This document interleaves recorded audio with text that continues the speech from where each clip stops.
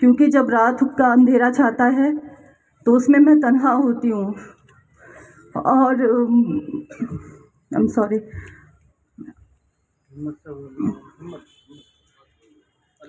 ہاں جی.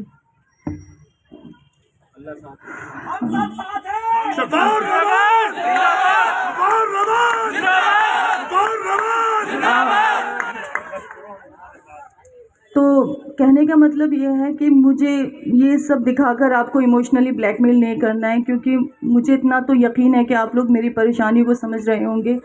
جو لوگ مجھے اور میرے شوہر کو جانتے ہیں ان کو یہ پتہ ہے کہ میں کس قدر سخت پردے میں ہمیشہ رہی. میں نے کبھی قدم ان کی اجازت کے بنا باہر نہیں نکالا. آج بھی میں یہاں کھڑی ہوں تو ان کی اجازت اس میں شامل ہے. میں آپ کو بتاؤں، تنہائی سے جو میرا رشتہ ہے وہ آج کا نہیں ہے. جب میں کلاس 9 میں تھی تو میری امی کا انتقال ایک ایکسیڈنٹ میں ہو گیا. جب وہ صبح گھر سے نکلی تو بالکل صحت مند اور خوشحال نکلی تھیں، اور جب میں رات میں اپنے بستر میں لیٹی تو مجھے پتہ چلا کہ میری امی مجھے چھوڑ کے بہت دور جا چکی ہیں. اس غم سے میں ٹھیک سے ابھری بھی نہیں تھی تو 2.5 سال بعد میرے فادر ختم ہو گئے. ابھی تو میں ہی ہوں. ان کی بھی جو انتقال تھی وہ میرے لیے ایک بہت بڑا آزمائش تھا، میری اور میرے بھائیوں کے لیے.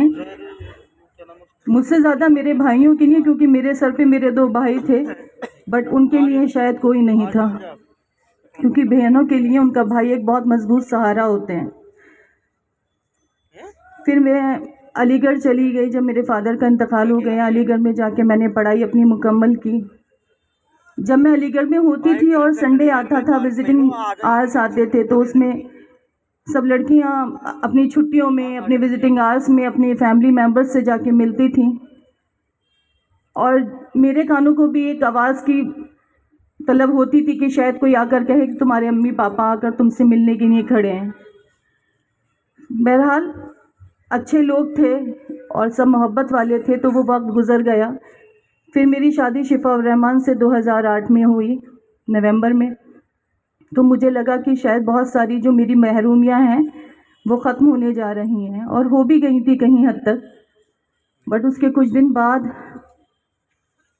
2020 26 اپریل کو میرے شوہر کو اریسٹ کر لیا گیا.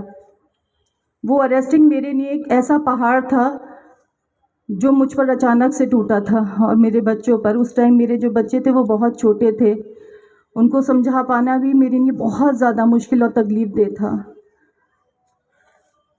ہم لڑتے رہے، آگے بڑھتے رہے، اور لوگوں سے گزارش کرتے رہے کہ کوئی آگے بڑھ کر ہماری مدد کرے.